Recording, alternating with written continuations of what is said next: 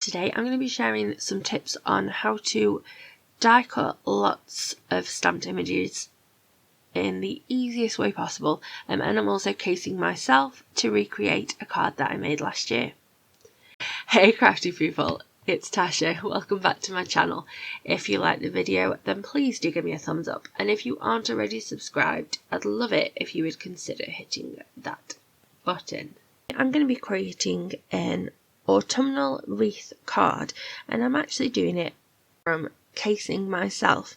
So here are the products I'm going to be using today. I've got the Autumn Impressions stamp and coordinating dies.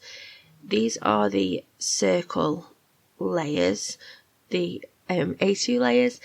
That is for almost anything stamp set.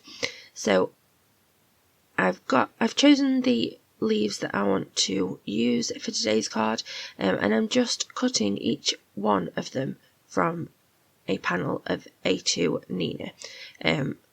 I'll explain why I'm doing that in the way that I'm doing it a little bit later, but here is the card that I am casing. So casing basically just means that I'm taking the inspiration from myself. I'm recreating a card that I made a year ago, but I'm doing it differently. Because when I saw the Autumn Impressions stamp set, this popped into my head and I just had to do it. So I've cut quite a lot of just white die cuts of the leaves that I want to use. I haven't stamped anything yet. And then I'm taking two of the circles and I'm just taping them together on some craft coloured cardstock just to get a ring. I'm doing all of my die cutting first and then I'm going to move on to the stamping. So I've got the A2 layers. Again, as usual, everything will be linked below because I can't remember the exact name. So I've cut the second largest from the same craft colour cardstock, and I've cut the next one down from a panel of Neenah, and I've cut it so that I can layer them up like this, so I'm not wasting any Neenah behind. And now that first panel that I cut all of those die cuts from, I'm going to use this as a template so that I've cut all of the die cuts first and I'm going to stamp them all afterwards, because it's just so much quicker than trying to line up the die cut every time you stamp it. And I find that it uses less paper as well. So I've slotted the coordinating die cuts into each space. I'd lined up all of the stamps, and then I can just literally stamp and then take that out and pop another one in. It's just so much quicker. So I'm adding a variety of green inks. The inks that I'm using today are all from Altenew. So I'm adding different greens to the leaves. Here I've added it sort of straight onto the stamp, but I do change that slightly from the next ones.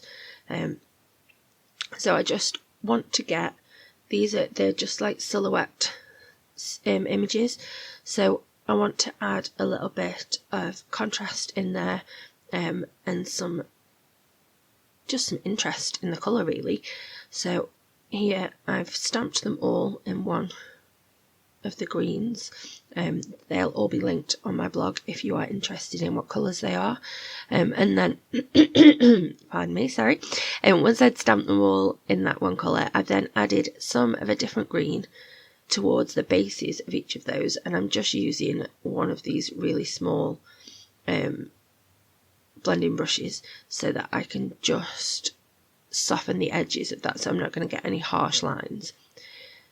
So I want to have a bit of an autumn rainbow kind of feel to my wreath. So I've done some different green leaves, and I'm now doing some oranges, and then I will be doing some yellows and reds and just mixing it up really to give a bit more interest to my wreath.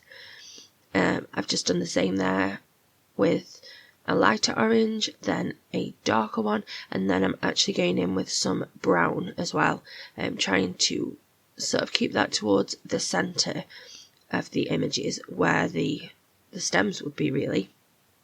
Again, just to give it some more interest. So I've done all of the large stamps now, and I've moved on to the smaller ones. I'm stamping them out again in just one colour, and then I'm going back over it. I wanted a darker brown for the base of that, like, long thin stem, but I didn't have one that worked, didn't have an ink colour that worked. So what I have done is I've used my knowledge of the colour wheel, colour theory, to get me a darker brown. So basically I've stamped it out in green and then I've added a sort of reddy orange ink over the top, because I know that green and red will create brown. So I know that that is going to create a deeper brown shade that is going to fill in where I don't have an ink colour for that. So things like that, it's really helpful to know at least the basics of colour theory, because yeah, that's really helpful. I wouldn't have had an ink to make it as dark as I wanted it to be. So I'm just stamping out my berries. I've just used some red and some brown because there's a little sort of stem on there. So moving on, here is the ring that I die cut. Basically I want it to be the base for my wreath, and I'm just using lots of different brown Copics and adding just literally squiggly lines all around it. And I'm doing that because what I want it to end up looking like is one of those wreaths that's made out of like intertwined branches. I don't know what they're called, but I hope you know what I mean. Like not wicker, because it's sort of like wicker style, but darker branches. I hope I'm making sense. So yeah, I'm just adding some brown squiggles, and you hardly actually see any of that ring in the end, but I just wanted to make sure that any little peaks that you get, it just sort of fits in with the theme.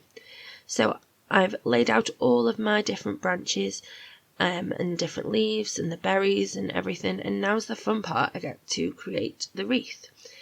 So I'm choosing some of the images to be like my base, and when you are creating a wreath, it's really easy to think that you need to have all of the leaves and everything sort of all facing the same way, going round the same way around the circle.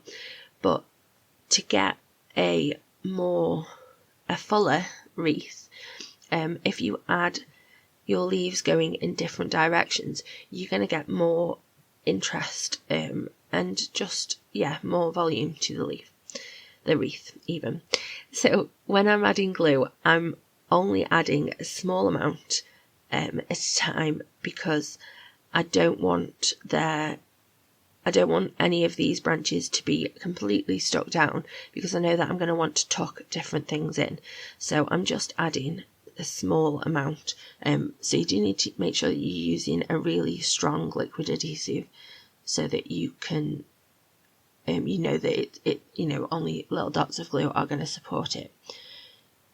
So as you can see, I'm just tucking different bits in, seeing what I like. When I'm happy with something, then I add the glue. If you want to slow this down so you can see a little bit better my process, you can do that by tapping the 3 dots at the top of the video. That'll give you an option to change the playback speed. But something like this, it takes time. So I've sped it up quite a lot because you don't want to watch it real time.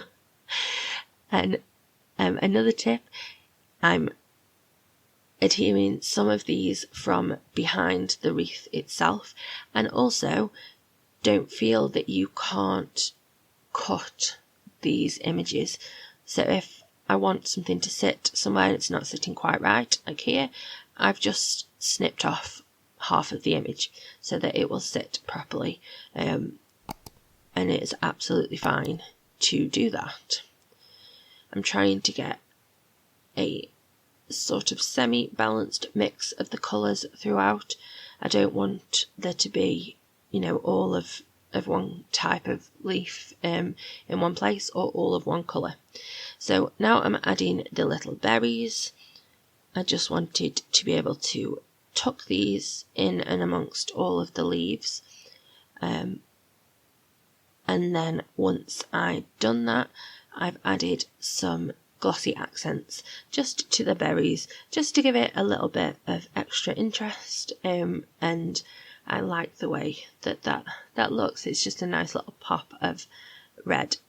So I left that for a while, a couple of hours, to dry, to make sure it was dry thoroughly.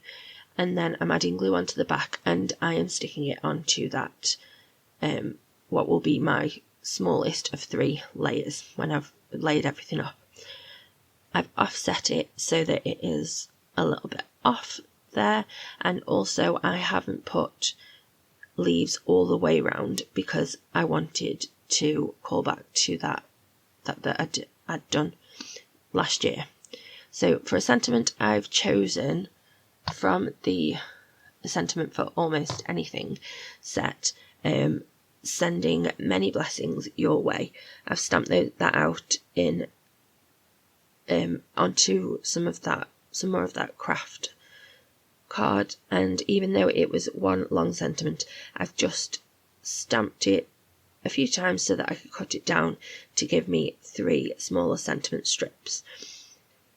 Now the wreath is quite thick, it's quite layered up, so where some of my sentiment is sitting on the wreath, just to try and keep it straight and everything, I've added just a little bit of scrap cardstock behind where any of those sentiment strips will be hanging off the wreath into the middle of it, if that makes sense, just to level it up with the part of the sentiment that is going to be over the wreath itself. Then I've layered my 3 layers up. I didn't cut the centre from that craft layer, which, as you know, I often do, but I decided not to because I wanted it to be sturdy. And now I'm just taking some of the beautiful gems that we have. So these are, let me get them so that I can remember the name. These are the red ones, which I think are Ruby Radiance. Yes, quite proud. Ruby Radiance. And then the green ones are Extravagant Emerald. And they are so beautiful. I just keep getting a few more at a time of the amazing, I love Trinity's embellishments. I'm using my little tidy tray and my pickup stick to just position them where I want them to be. And that's my finished card. I'm really happy with it. I really do love it. And personally, I think that it is a bit of a glow up on last year's wreath. And yeah, sometimes it's just nice to remind yourself how far you've come. I hope that gives you some inspiration of different ways to make die cutting lots and lots of stamped images easier, and to help you create a wreath of your own. So I've popped another video that I think that you might be interested in up on the screen, and if you like this video, then please do give me a thumbs up. If you're not already subscribed, I'd love it if you'd consider it. Drop me a comment in the box below if you have any questions or if you just want to chat. I hope that you have a lovely, happy, safe and wonderful week. Stay crafty. Bye!